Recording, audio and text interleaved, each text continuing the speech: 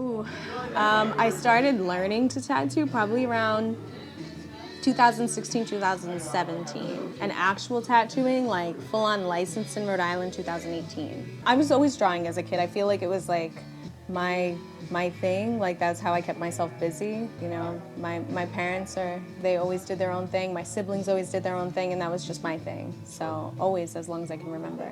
I was able to take control of myself and my person and my body and my individuality, my identity. From a technical perspective, there's so much to it. All the obvious things of like, you're not a flat piece of paper, you're not a flat canvas. People move around, people are shaped like people, not paper. So I think the actual act of like permanently marking somebody's body is so much more intense than, you know, throwing whatever, you know, abstract mark you want on a piece of paper.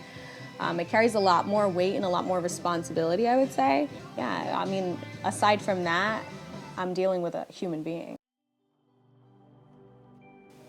The experience that I get to have when you get into that like meditative hyperfixation, you know, I think that once my clients settle in, when I have long sessions with them, and then I settle in and I'm really just in it, and I get to have that experience of being like it's just flowing from you, right? I can't think of a better word for it, but like belonging and purpose, I guess is what it is, and that you are being impactful. There are so many people who want to pursue this now. There's so many people who want to be in that seat. There's so many people who would love the cool job.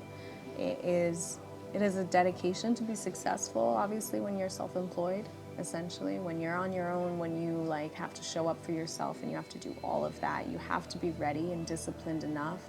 And it's a challenge, again, like bringing it back to the idea that creatively geared people tend to be inconsistent and, you know, maybe bring on less stability in their own lives, never mind their careers. So I would encourage people to establish themselves with the idea that discipline and perseverance is what's going to really help them propel further into their career.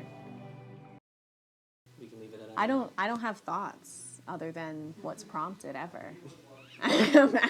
Which, for a tattoo I artist, don't have incredible. individual. Yeah, just the best, I have yeah. zero individual thoughts. I actually don't have much brain function once I leave work. I usually just sit somewhere, I think.